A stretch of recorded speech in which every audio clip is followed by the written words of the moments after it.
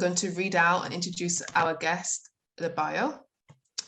So Rachel, love affair with jewellery began on a childhood visit to a silversmith's workshop. She worked in different areas of the industry before opening Cox Power in 1994 to carve out a niche for designer jewellery in the UK. Cox Power have worked with Fair Trade and Fair Mind Gold since 2012, and Rachel is the co-founder of Fair Luxury, an independent collective of jewellery industry changemakers from all facets of the trade, seeking to inspire and facilitate responsible sourcing and practice. Please welcome Rachel Sweeney. Thank you. That's a great welcome. Thank you, Cassandra. It's really nice to see you all. A few familiar faces, some I haven't seen for quite a few years, and some I've seen a little bit more recently, like this morning at the Fair Luxury Open House. It's really great to be here. It's a real privilege to have a chance to speak. It's not something I do very often, so please bear with me if I have a few hiccups. Really today I'd just like to talk briefly about a little bit about my own journey, a little bit about perhaps what we think ethical jewellery is, talk a bit about Fair Luxury, what Fair Luxury is and what it does. Some of you, obviously Stuart, my co-founder, will not really need to be told much about what Fair Luxury does. But some of you know a little bit about us, some of you know a lot, and some of you might not know anything. And then just to talk briefly at the end about some kind of signposts to perhaps materials and other resources. The main one being obviously that we hope you'll join the Fair Luxury network too, and that we're able to all support each other as jewellers and members of the trade. So I'm going to try and share my screen. Really, my slides are just kind of illustrating what I'm saying. And number one. Sorry, 1 second. If you're on mute, can everyone apart from Rachel be on mute if you can? Thanks. Thank you. Okay, so here's a picture of the Cox Power shop. This is actually our third shop. We started off in 1994 down in Brompton Cross. We moved up to Marylebone in 2004, and we've been in our Chiltern Street shop, which is just around the corner from Marylebone High Street, since about 2014. But as Cassandra said, my career in jewellery started pretty young. I'm probably not the only child who used to string beads together and make earrings, but did really have a fascination with jewellery. A friend of mine's mother had a jewellery workshop, and I went and visited her and made a silver ring when I was really young, and I just kind of got captivated with the whole environment. Went to evening classes to study jewellery when I was at school, and then inevitably followed through with that, although to be honest it's quite a long time since I made a piece of jewellery myself. So I was at college in the 1980s, and the concept of fair trade was definitely one that was around. The idea of buying responsibly. We had some really disgusting fair trade coffee that we used to all drink, even though nobody really liked it, but we felt it was kind of a virtuous thing to do.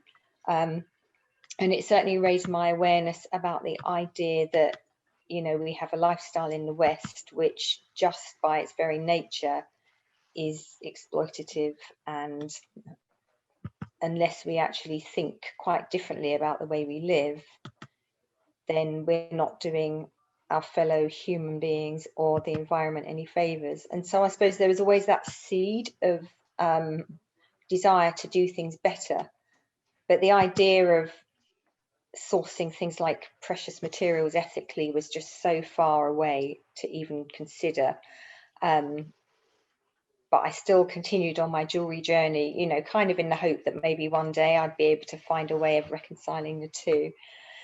So when the first fair trade gold, and well, in those days it was fair trade and fair mine gold in 2012 was launched, you know, for me that was a real kind of light bulb moment. And culmination of a dream, really. Not long after that, there was a batch of fair trade platinum that we knew was coming through from Colombia. So that was our kind of trigger to sign up for to be a licensee. The form to do that was just so long and scary in those days. It's not quite so complicated now, but it did take a little bit of hand holding with one of our suppliers, Viper, who helped us through. I'm just going to go back one. So this is the first piece of jewellery that was made with that batch of fair trade platinum. A platinum ring with some spinels that came from Ruby Fair, which now Stuart at 1948 is in charge of. And we've still got a tiny piece left of that original platinum, and I'm kind of quite attached to it. I don't want to let it go, so one day we'll make something with that.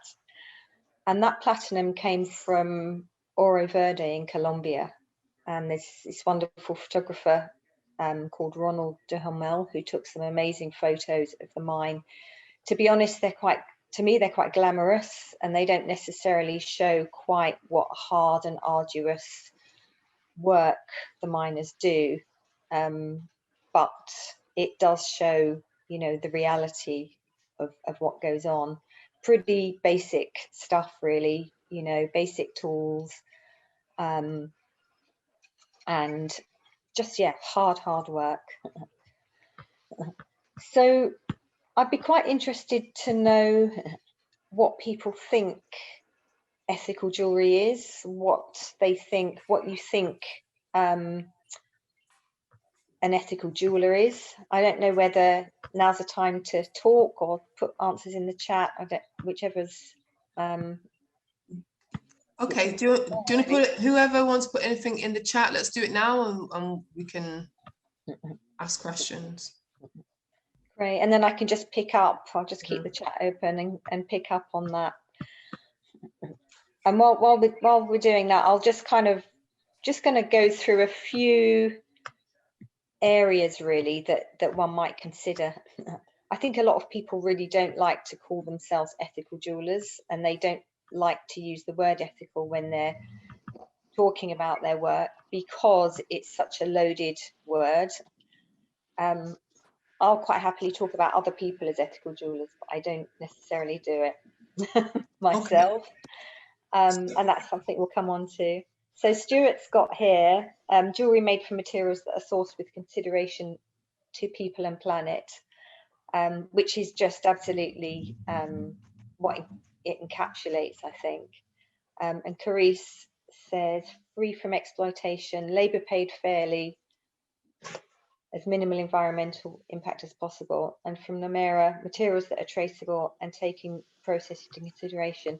Absolutely. I mean, those are really the core things that we've got to be covering when we're thinking about ethical jewelry. Working conditions, and you know, the thing about being treated fairly, fair price for the work, fair price for the materials that are produced, and also that doesn't just apply to, you know, the end of the supply chain where things are being mined or perhaps cut in countries that we, you know, used to call the third world. It's also about, you know, the way we work in our own working environments, the way we work with our colleagues, our business relationships, our staff.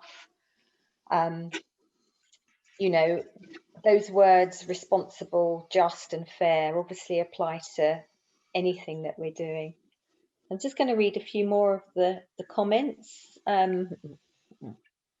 Using ethically sourced material, metals and gemstones, a positive impact to the community the materials are sourced from. That's a really key thing when it comes to the certifications of fair trade and fair mine gold. It's not just about making sure the mining community is receiving a fair price. They also receive a premium on top of that, which can go back to the communities to be used as they wish, which is, I think, really important, because it's not charity, it's not kind of a loaded charitable type of giving. It's actually something that the community can use and use as they see fit. And then most recent one is very large scope, someone who is conscious of the impact that their practice causes, the environment and society, and doing work to minimize their negative impact. And that's the other side of it, isn't it? It's one thing is doing the positive things that one wants to do to try and work in a better way, but also looking at what the negative is and trying to reduce that. And we'll talk a little bit about that as well. So this image here is our kind of fair luxury image, and it's an image of different metal grains to represent really the idea of sourcing, but also the idea of the supply chain, the fact that material obviously comes through lots of hands before it reaches us to work on as jewelers. And just thinking a moment about human rights and equal rights, the Fair Trade and Fair Mind certifications are very strong on, you know, gender rights, as well as generally trying to just raise the living standards of people working in those environments. And obviously things like child labour are just out when it comes to certified gold. So, you know, when we're thinking about distributing the wealth that's created by the sale of a piece of jewellery more equitably, that does have to come through all the supply chain. So that's going to be, perhaps, if you think about a gemstone, it might be the miners, it might be the cutters, and all the way through. You know, some things have a very long supply chain and some things have a short one. And obviously with a long supply chain, everybody needs to make a little bit of money as they go along. And there are some interesting projects to bring materials to us as jewelers, which are kind of shortening the supply chain. And that's another way of enabling perhaps the wealth to sort of go back down the line more easily. Just some other simple considerations. Here's another picture of a mine, not as glamorous as the one we saw earlier. This is one of the gold mines in Peru. And you don't have to look very hard to see just the complete kind of environmental devastation. And then in the background, you've got this sort of beautiful snow-capped mountains. And then just to follow that, that is a kind of aerial view of the effect of gold mining in the Amazon basin. I don't know exactly where that is. That's a still from the film The Shadow of Gold, which we showed at the Goldsmith Centre last year, just before lockdown. But, you know, pretty horrendous stuff. And we know that mining definitely has an impact upon the environment. And as jewelers and makers, we can't really get away from that. And one of the arguments kind of against that has been the use of recycled materials, of course. So now we have a lot of accessibility to recycled gold. Gold's always been recycled, of course, throughout the ages, but now, you know, there are certification schemes for it. And if you buy gold from Cookson's tomorrow, it will probably have recycled gold written on the invoice. So, you know, a lot of material is kind of going back into the supply chain. People are trading in their jewellery, and that's going back into the big pot of gold. So for people that don't want to be using the extractive industries, there are those options. Of course, we know a lot of energy goes into that process of re-refining. And the same with laboratory grown gemstones. It's something that we know is not extracting from the earth, but that also uses a lot of energy to create. So I guess what I'm trying to say is there's not a right answer. It's really about what's important to you and the things that you want to find out more about. So this is actually from a showcase of an exhibition we did with the Incorporation of Goldsmiths a couple of years ago, just showing some gold ore and little gold crucibles where the gold is melted down, and a couple of little gold beads there. And really just thinking about the fact that, you know, we know there's an environmental cost with mining. Here's some of the platinum and some gold that came through on that first batch that we had. But I suppose one thing I would say is that when it comes to working with fair trade gold or fair mine gold, it really is about providing a living to artisanal miners who, you know, are really on the verge of poverty. You know, I heard something a few years ago about people who'd left things like medical profession to become artisanal miners because they had more chance of making a living. And it, you know, when we're talking about the numbers of people, thousands and thousands of people who work in artisanal mining, you know, the contribution that something like fair trade can make to that is quite phenomenal. And it's also a way of trying to kind of keep the wealth in the countries of origin as well. So,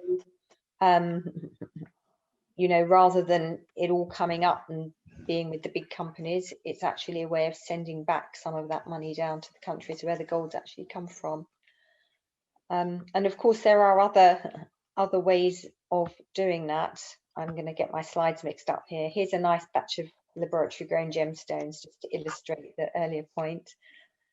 These are made in Germany with steel, so they're completely different from all of the sort of precious gold pieces.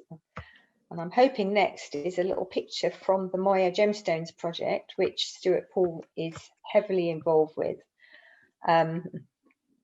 And this is in Tanzania, and it's a project which involves a few separate organisations to support and empower the women mining organisation in Tanzania. I don't know, Stuart, if you want to just talk about that for 2 minutes, just because I think it's a really important initiative. Right, okay, thank you. Sorry to put you on the spot, but I just think it's really worth mentioning. Okay, I was just putting the link in the chat actually. Well, I suppose the first thing to say about it is that actually Kassandra's been kind enough to invite me to speak next week, so I will be mentioning it in a little bit of detail in next week's talk. But yeah, as you say, this is what we consider to be a real groundbreaking project, working with the women miners in Tanzania, so through the Tanzanian Women's Miners Association, in fact. And the project is not just about you know, trading in their gemstones, which is important, and bringing their stones to the international market, you know, for a fair price, but also it goes beyond that. So there's a lot of educational components and making sure that the miners are aware of the value of the stones that they're producing, so that they can you know, negotiate not just with us but with all of the local brokers as well, to get a fair return, and also educating them in terms of things like mine safety, so that when they are engaged in digging for the stones, then they can do it in a better way, so that the overall quality of their you know, mining activities is improved. So yeah, that's really what we're doing. It's a couple of years into that project now, still a long way to go, and hoping that you know, we'll be able to prove a good model that we can then roll out across Tanzania, and then potentially in other countries as well. So it's all about helping the miners. Thanks, Rachel. Thank you, Stuart. It is just an amazing project. And then just thinking about other ways of, if you like, keeping the wealth in countries of origin will be things like, you know, supporting craftsmanship.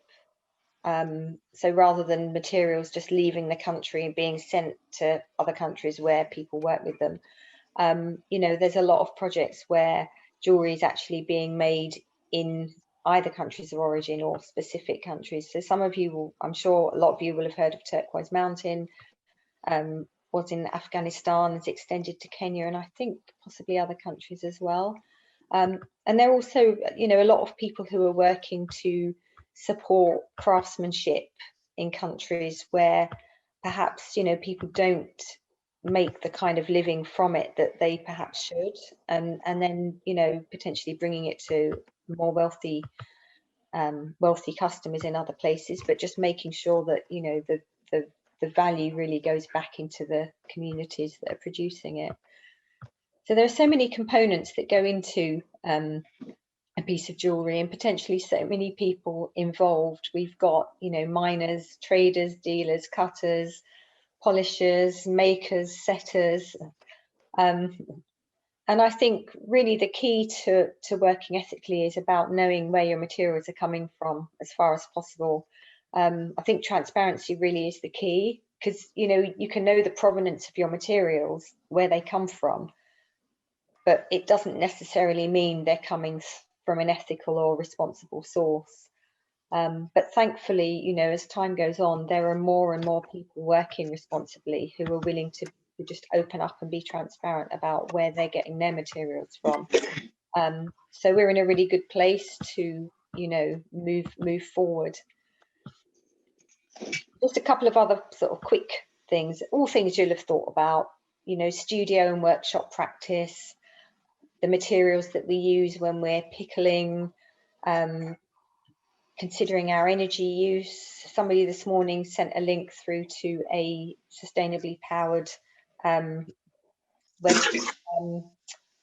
I've forgotten the name of the what we call it, but basically, you know, web servers that are sustainably powered, the chemicals that we use, packaging, which is a big one because it is so hard to find good quality jewelry packaging. We used some matchboxes. We found a batch of vintage matchboxes, which we've started using for rings and small pieces, and people have received that really well. They really like the idea that something's being recycled, and that they're all weren't originally in their day, but now probably they're almost one-offs, because you probably won't find another one the same. So sometimes it just takes a bit of imagination to think about how you do things. And then just lastly, to think about jewellery itself as storytelling or statement making. So this is a really figurative piece. Again, it was a piece that was in our exhibition in Scotland. And it's called Whale with a Tummy Ache, and it speaks for itself about ocean pollution. Sometimes people choose to use materials which make a statement about the environment as well. And sometimes jewelry, you know, just like a piece of art, can be figurative and tell a story too. So that's just another, in a way, another area of sort of responsible working, really, because you're using your medium as the way of getting your message across, which it is always quite powerful. So I don't know if anyone's got any questions at this point. Obviously, I've just kind of brushed over a lot of things, but if anyone wants to ask anything before I just go into a bit more detail about fair luxury itself. I have a quick question, Rachel. What's the difference between sustainability and ethical? Because I might use it wrong, and I think I have. I think all the words that we use are really are often used in lots of different ways. So I can only give my own kind of interpretation, really. When I think about sustainability, I think probably about trying not to overuse resources or trying to renew resources. So I think of the environment and the planet, but I think, you know, you can use sustainability to talk about people as well, because we want to sustain communities as much as we want to sustain environments. And I think the word ethical is just such a big word that they are used interchangeably a lot. And I think ethical can mean so many things. I know that there's another set of talks from initiatives in art and culture, and they're talking at the moment, they're picking a word and talking about it. So they'll pick, say, I think the other day it was transparency, and discuss what it means and what it should mean. And I know there's a lot of talk in the jewelry industry about trying to define what these words mean so that we kind of use them properly. Personally, it is a bit of a minefield, but I think it's about finding words that you're comfortable using oneself, really. I know it's not much of an answer, but I think these things are so open-ended. I do think it's really about using a word that you know, one feels comfortable with, and if someone questions it, that you feel you can kind of stand up for it. Thanks for the link to the art initiatives.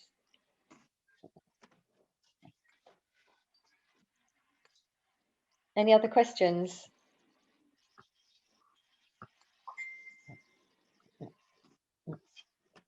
Okay, so I'm just going to plough into a little bit of info about Fair Luxury. I know some of you are already part of the Fair Luxury community, and some of you will have heard of us or come to some of our events. But I'm just going to give kind of an overview, really. We call ourselves an independent collaboration of jewellery industry change makers, just because we're a community of people who are trying to change the way we work, but we're also trying to change the industry to be more responsible, to work more sustainably and more ethically.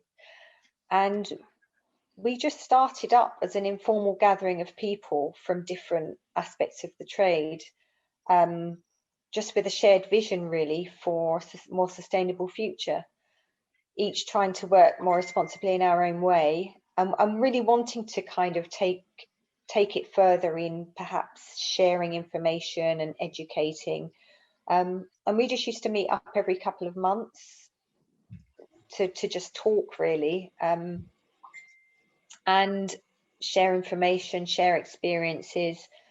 And we really sort of got this groundswell of an idea that we wanted to try and raise awareness and inspire other people as well. So I think it was Stuart and a couple of others in the pub one night who sort of said we should put on a conference and do an event to try and kind of reach a wider audience. And lo and behold, Fair Luxury was born. And we put on our first event at the Goldsmith Centre in 2016, which was great actually, because apart from anything else, it just came out of nothing more than a group of people wanting to try and do something to share information, raise awareness, and also to engage with the trade at its heart, you know, and its kind of core. So working with Goldsmiths was really, really interesting. And it gave us a really good platform to kind of start the debate really. So a lot of what we did was sharing information, and we did some workshops, but I think it also just set the tone for being able to have a kind of non-judgmental space where we could talk about some of the issues that people had in their minds, and bringing to the fore some things that were kind of bubbling under. So we had to kind of become more organized to do it, but we've never had any kind of formal structure. So we don't have any formal membership. There's no hierarchy to it. And it's quite a fluid, there's a kind of a core group obviously who do a lot of the organizing of events and things, but that core group has changed. So sometimes people sort of come in to maybe do a project or get involved because they've got a suggestion, and we might say, well, you know, why don't you come and work with us on it? So a really great example of that will be the open house. So the jeweler Clara Breen got in touch saying that she really wanted to be able to see a situation where people were kind of buddying up together and sharing information and supporting each other. So we just kind of said, well, you know, we're having a meeting next week, why don't you come along? This was all, I think it was post lockdown. And, you know, from that, the open house was born, which really is becoming something that is a great source of sharing information. And I know as a result of that, a lot of people have kind of set up small kind of separate groups to discuss particular things that they're interested in. So, you know, the Fair Luxury group itself is kind of changing, and you know, there are people here from, this is a photo from our first conference. There's a few of us who are still kind of in the organizing team, and then there's a few people who've moved on to do other things, and then of course other people have come in to join us as well. So third from the right is Anna Barker, who at that point was an intern with Levin Sources, and she's now in charge of gold at Fair Trade. So we're really happy to have an advocate there. And also the other thing is we're kind of fiercely independent. So we really work hard to kind of develop relationships with a lot of organisations, but we're not kind of affiliated to any of them. So we keep ourselves as a kind of independent group within the trade. But we've worked with goldsmiths, and we've worked with Birmingham Assay Office. We did an event at the RCA. We've been linking up with Human Rights Watch when they've released some reports on the jewellery industry, and the National Association of Jewellers. We've got some really great links kind of across the globe as well. So I think we've actually got people within our community in every continent, probably apart from Antarctica, which is really, you know, it's really inspiring because we can find out more about what people are doing in other places as well. But we have had to kind of think a little bit about creating a sort of structure around the way we work and the way we try and think about ideas. And so I've just popped up a slide of the UN Sustainable Development Goals, which probably quite a lot of you are familiar with. I wasn't that familiar with them until a couple of years ago, but it's basically just setting out a group of areas that, if they were all addressed, could create a better world. So, you know, thinking about bringing people out of poverty, better health and education, things like hygiene, you know, the basic needs really of humankind. And, you know, sometimes when we're thinking about putting on an event, we just look at how we're measuring up perhaps against these things, and we might focus on particular ones. I mean, okay, you could argue that we can't cover them all. If you think about what we do in our lives and in our lives as jewelers, we pretty much touch on most of them. And then there's also another model which I just want to talk about really briefly, called the donut, which again you might be familiar with, but it's the idea that if you imagine the inside of the donut, that's where as a sort of global community we're failing. You know, we people that don't have enough water or food, they don't have health, they don't have education. And then the outside of the donut is where we're kind of overreaching. So pollution, what we're doing to the ozone layer, climate change, loss of habitats.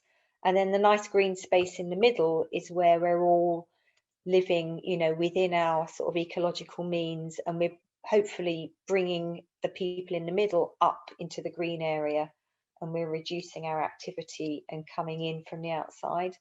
And for a lot of people, that's a really useful way to think about, you know, how to work ethically and sustainably, that we want to, you know, as it was mentioned in the chat earlier, reducing the negative impact, but also increasing the positive impacts.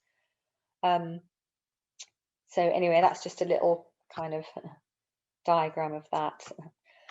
So our activities as Fair Luxury, you know, we really are keen on challenging conventional ideas about how things have always been done. You know, just because it's always been done that way doesn't mean we have to do it that way in the future.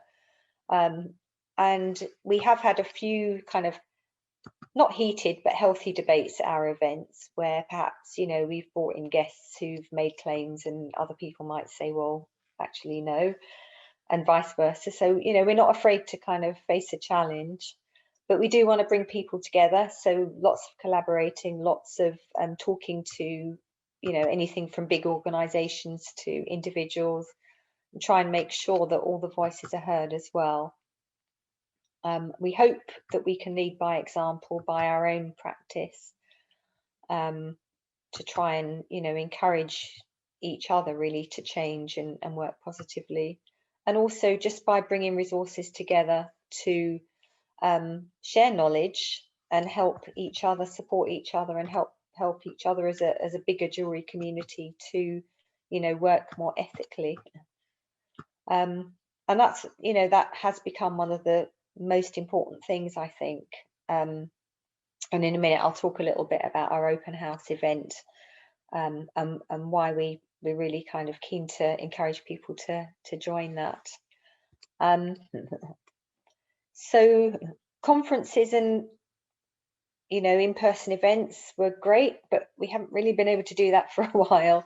And actually, we always used to find that the networking bit at the end was the best bit, where people made connections and things started to really happen. And sometimes we'd get feedback afterwards saying, oh, I met such and such when we were having a drink afterwards, and this has come out of it. So the open house sessions, which we now do every 6 weeks, started in lockdown, really is an opportunity for people to kind of meet and chat and kind of compare notes and encourage each other. And we started having sessions with guests. So we did a whole three session series on diamonds, natural diamonds, lab grown diamonds, and the challenges in the Kimberley process. And Lisa Levinson, who is here with us, spoke at one of those. So partly to kind of raise awareness, to bring information, enable people to make choices, but also partly to, you know, have other sessions where really we're just kind of talking and encouraging each other and sharing information. So now we have kind of a new system where we're setting every 12 weeks, we'll have an open house with maybe guest speakers and to cover a particular theme. And then in between that, we're having an open house session, which is about the Fair Luxury Pledge.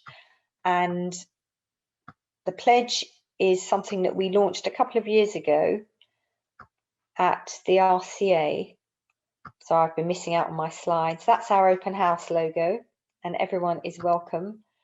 And the pledge is really an opportunity to encourage people to make a commitment, large or small, but manageable, to do something to work more responsibly, more ethically. So it might be that there's something you've been thinking about doing for a while, but haven't really been able to focus on it. It might be something that you really, really want to do, but haven't been able to get your head around it. It might just be simply that you've got something on your list, but it hasn't quite got to the top of the list yet. And by taking the pledge, you're kind of making a commitment to do this thing. And it's really about the journey that you're taking. It's not necessarily saying that you must succeed at all costs, and if you don't, you failed. But it is about saying, you know, I'm setting myself a goal, I'm giving myself a time frame, and I'm going to use the Fair Luxury Network to get the support that I need. So, you know, it's not a stick to beat you with, it's actually a stick to encourage us with, if you like. And when we launched it at the RCA, it was quite a loose, informal thing, and we created this lovely picture frame and encouraged people at the conference to come and make the pledge. So this is Chie Murakami from Diamonds for Peace. She's based in Japan, and they working in Liberia with artisanal diamond miners. And so her pledge was working on the self-reliance of artisanal diamond miners in Liberia.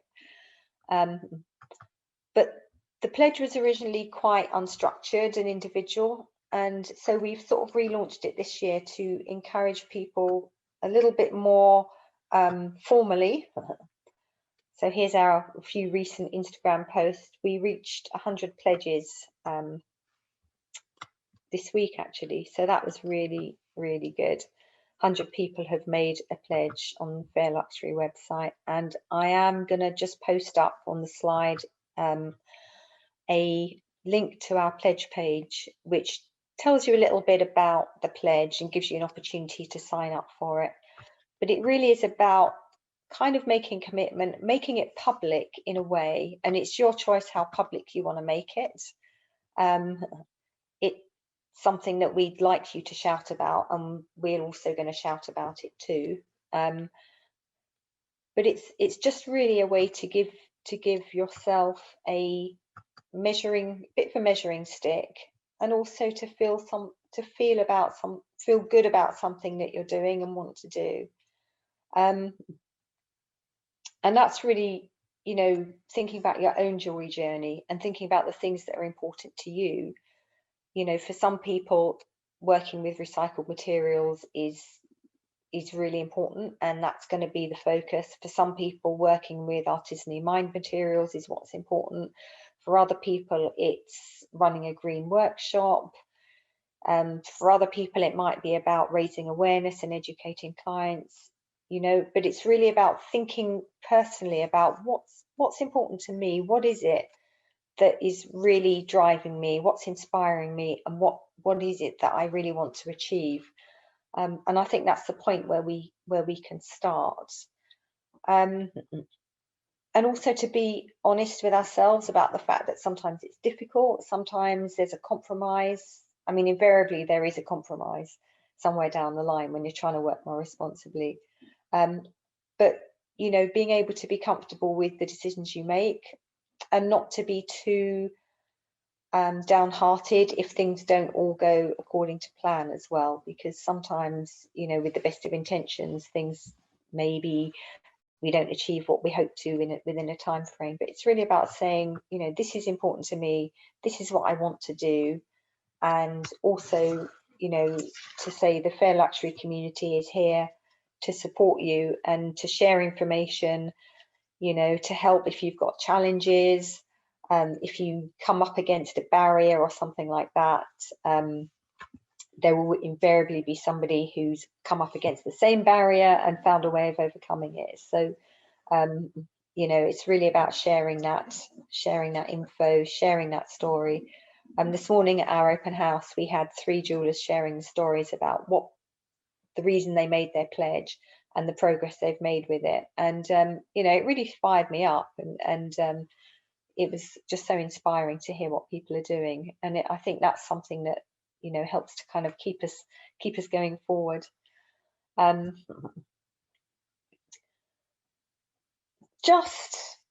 got a couple of things to add if necessary, but I'd kind of like to open up really for a bit more chat and any questions, particularly, you know, if you've got questions about the pledge idea.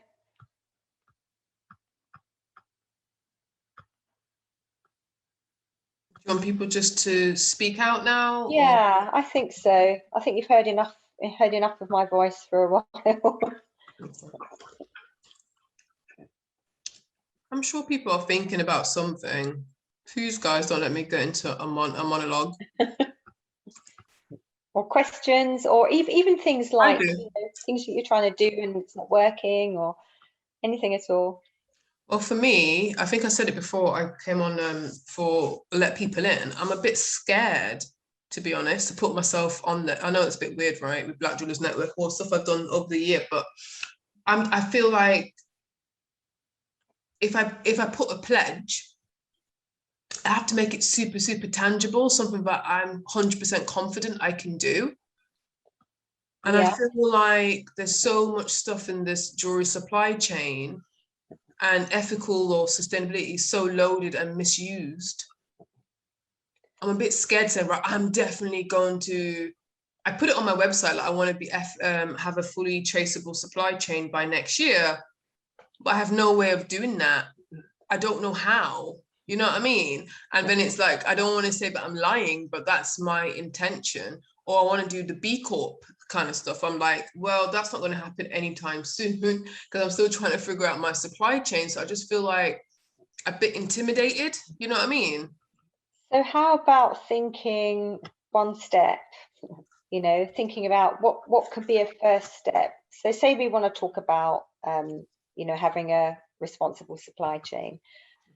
You know, one could think, pick one element of that might be manageable, something that's manageable. It's still going to require some effort, but just thinking, okay, steps along the way, what's the first thing that I can do to help myself to achieve that? So like you say, you're not going to click a finger and say, now I've got a responsible supply chain, but it could be seeking out maybe one new stone supplier, or it could be joining one of the certification schemes, Fair Trade or Fair Mind, or it could be just turning in a slightly different direction when you're looking for materials. It could even be a pledge to seek out information. so that, you know, I'm going to spend this year gathering information so that by the end of the year I'm in a position to make a decision to do something.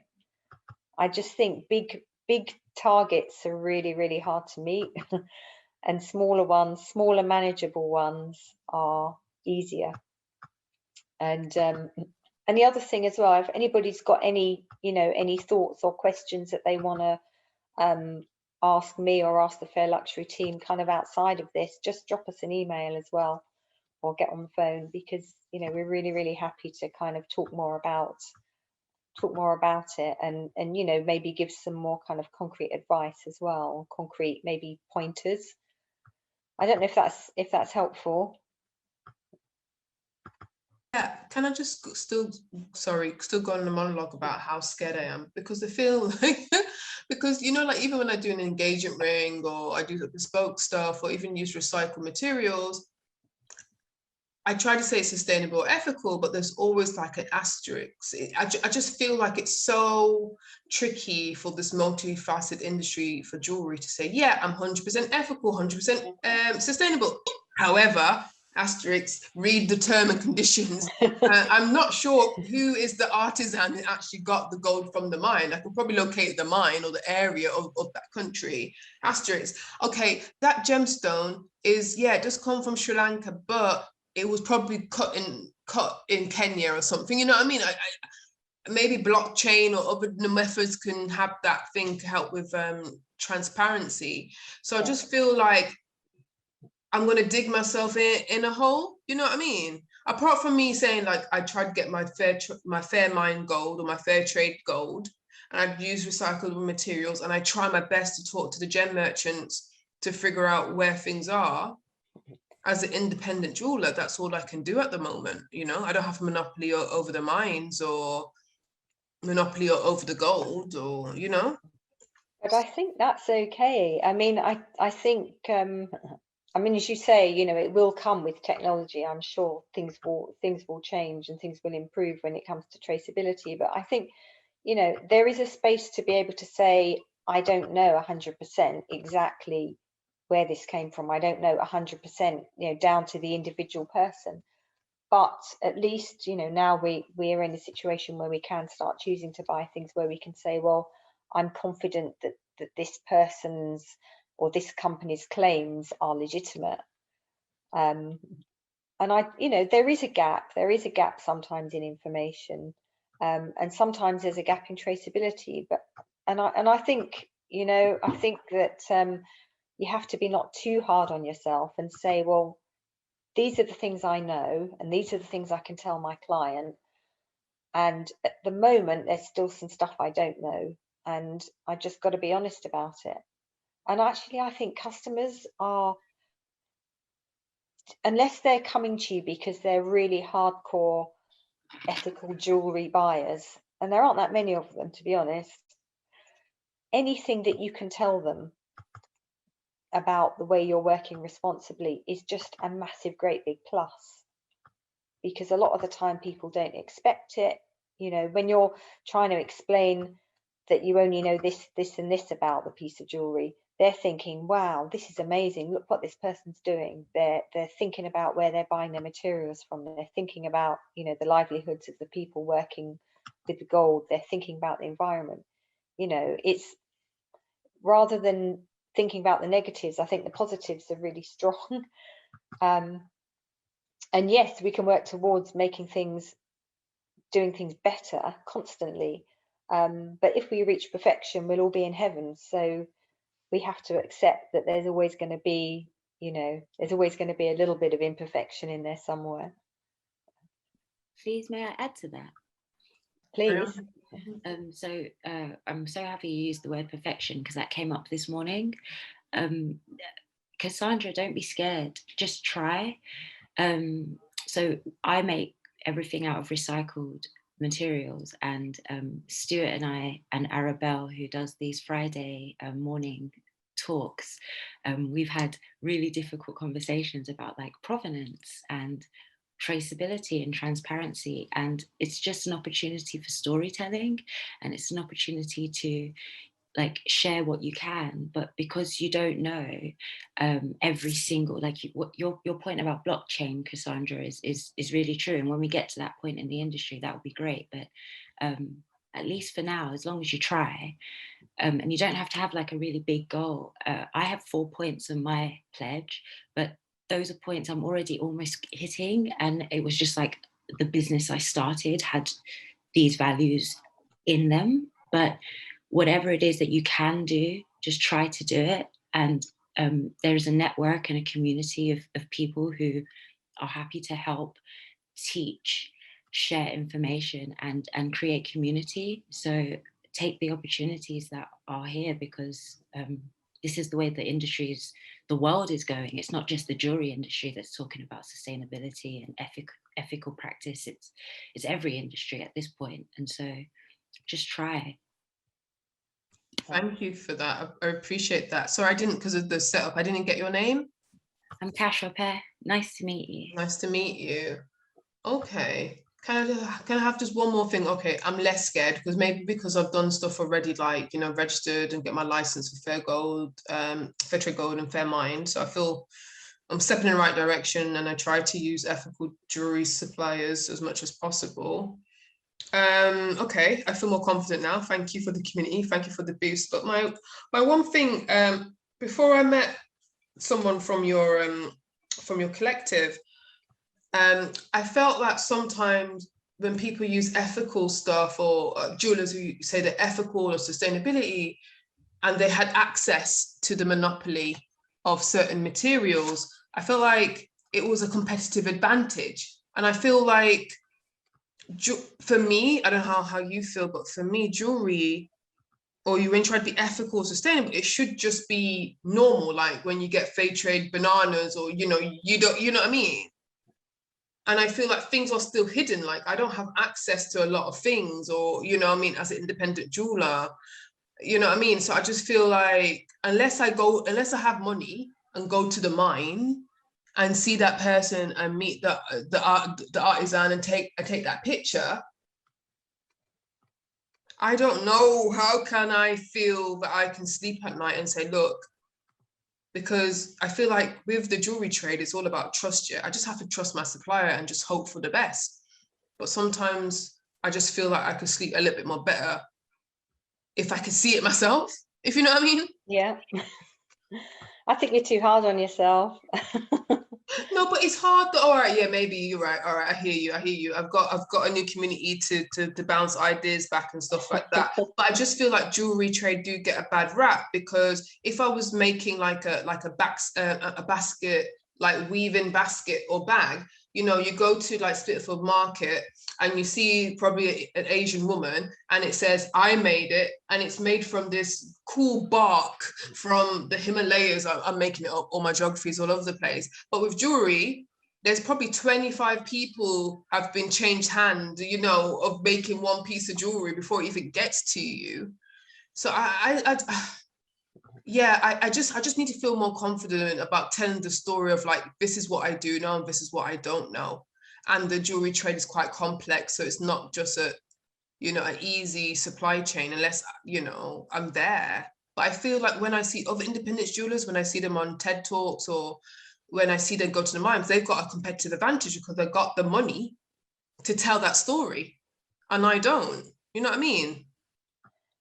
It's, yeah, there's always going to be, there's always going to be a few gaps, but I think it is getting better. And I mean, just be inspired by you know what people have done and what you're already doing as well. You know, you're doing loads, and you're right about the supply chain being quite long, and you know, trust can be earned. And I mean, for example, you know, if I'm buying stones from Stuart, I'm confident that he's not pulling any wool over my eyes, and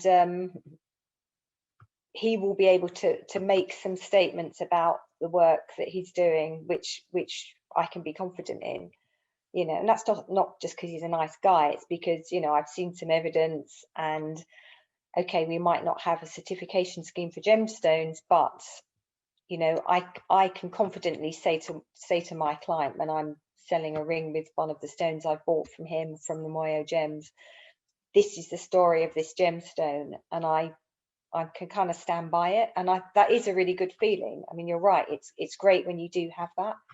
You know, you can just say, yep, I'm standing by this piece of jewelry, and you know, I have all this confidence in it, and you know, it comes, and the more that we're working in the more responsible field, the more access we'll find that we have to materials.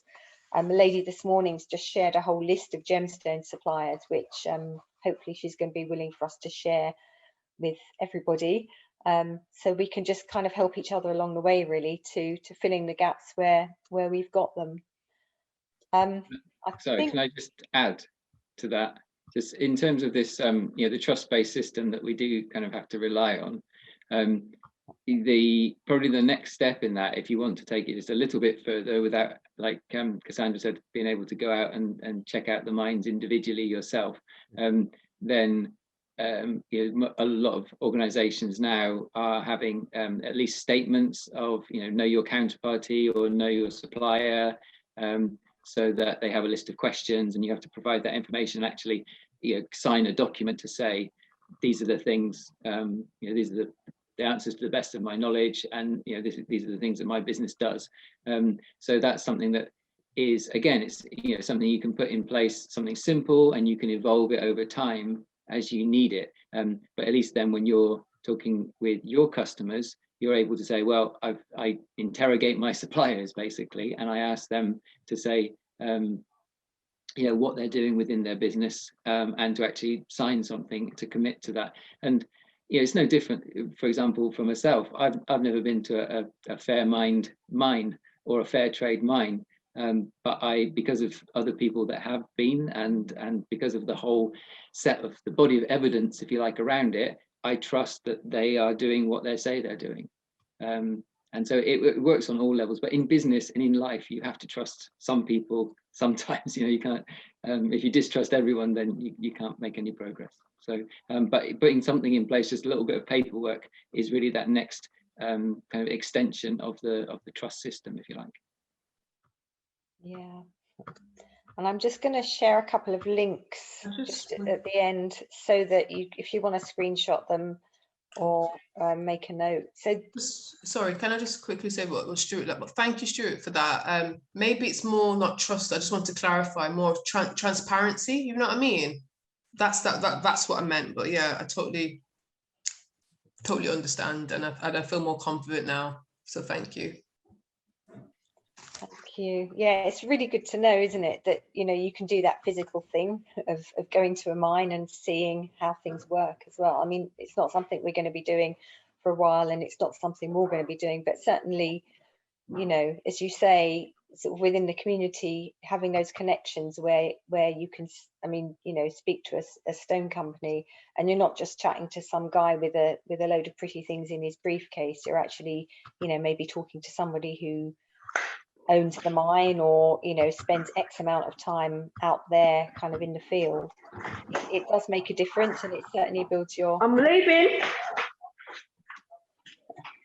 So I've just put up a couple of links here just to kind of finish up, really. The ethical making resource may or may not be something you're familiar with, but it was set up a couple of years ago by the Incorporation of Goldsmiths to kind of be a hub for all the information that anyone might ever possibly want in terms of suppliers of materials, tips on green workshop practice, packaging. It's been a little while since updated, and they're kind of aiming to relaunch it, but it is nevertheless a really good source of information. So if you happened to be looking for someone to buy precious stones from, or you wanted to find out a bit more about fair trade gold before approaching them, ethicalmaking.org is a really good place to start. And I've just put our fairluxury.co.uk address as well, and you can, if you go onto our website, you can sign up for our mailing list, and then you'll be able to just be kept informed of all the things that we're up to. what's happening at the next open house, and you can just read up about some of our more recent activities. And then I've just put a couple of links for Fair Trade and Fair Mine Gold in case anyone is interested in finding out a little bit more about that.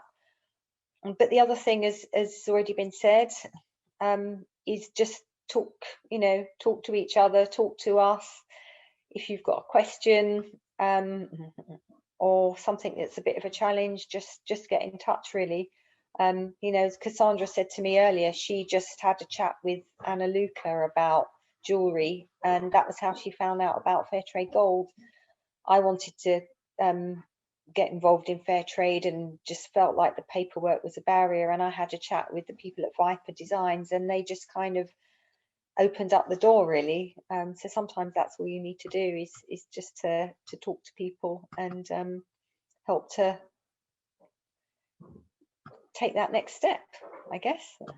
And of course, remember that if you do want to take a pledge and make some kind of a commitment to working more responsibly, it doesn't have to be to change the world tomorrow. It can be something quite small and quite manageable. Thank you. Any other questions or comments?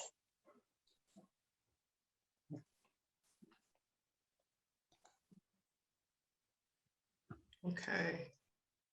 Let me see if I can, put me, see. Anyone else who want to say anything before I have some closing comments? Okay.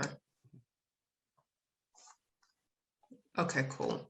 So I just wanted to say, I'm trying to fix the thing at the same time, but what I'm trying to say is thank you very much, Rachel, for sharing this. And I've just reflected a lot, and thank you, Stuart, for coming and talking as well, and everyone else. It feels like we're doing something and we're thinking about it, we're all moving forward, and that is so reassuring, because sometimes you feel like you're not doing enough. As you can hear, my anxiety is like, oh, I'm trying and I want to do this and I want to do that, but I feel like the more jewelers just having these conversations, and with your organization, it's like you're sparking that conversation and you're sparking change.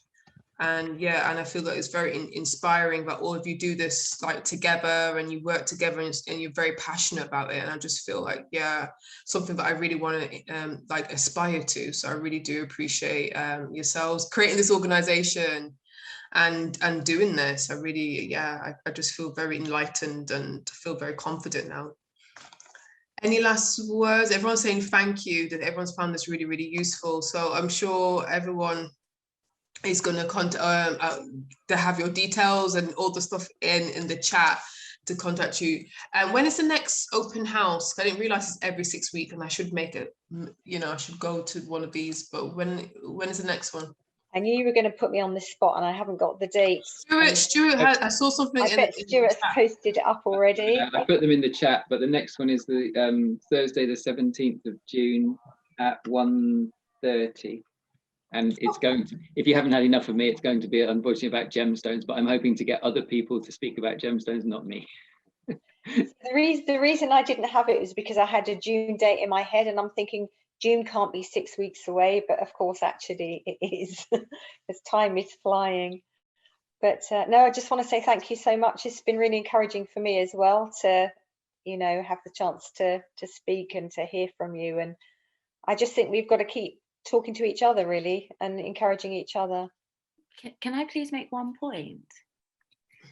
I was in this morning's chat, and I don't know if maybe there were other jewelers of colour who were there who didn't have their cameras on. But one thing that I felt as I left that meeting was like, because I knew I was coming to the Black Jewelers Network sustainability talk in the evening, and I just felt like, why are there two separate talks happening on the same day around? That was me. It was my fault. It was just me. I didn't know until like recently it was on the same day. So sorry about that. No, it's not. No need to apologize. It's just that there is so many like-minded people.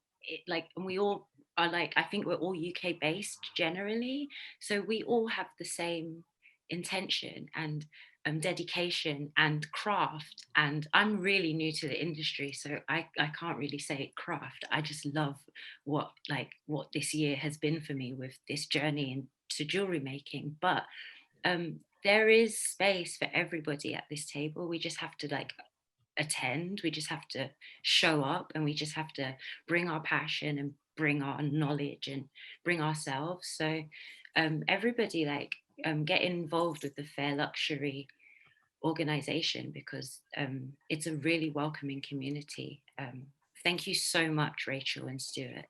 Thank you. And I have to say, you know, we've had so many clashes with the open house. We've had, you know, clashes with stuff going on in the States, and it's like every time we try and arrange a date, we look around to see what else is going on, and we think, yep, we can do it on that day, and then there's always something, you know. And as you say, you can't spend your whole day in Zoom meetings. But the thing is, you know, the more conversations there are, the more we're going to all link up as well. But no, it's really inspiring to hear from you, though, because it's just so encouraging, and it's just so lovely hearing people who've got passion. You know, you can just hear that passion in your voice, and you know, and we just really do want to do something, don't we? So we can make it happen. We can. It's so nice to meet you all. Likewise. And then next week, Stuart is going to talk about ethical gemstones. Very interested. I'll be like, Stuart, please help me. I want to have ethical gemstones in my life. So yeah. So if you know, please share. Share the word. Talk about this event. Talk about fair luxury, all that good stuff, and hopefully see you a lot next week. Fingers crossed. Yeah, for the last part of the series. So we did about like 6 events. Next week will be our 6th event, so 6 weeks in a row. So it will come to an end next week. So yeah, thanks again. Have a great evening, and see you soon online, or probably in person, depending on the government and what they say. Okay. All right, then. All right, take care. Bye. Bye. Bye. Bye.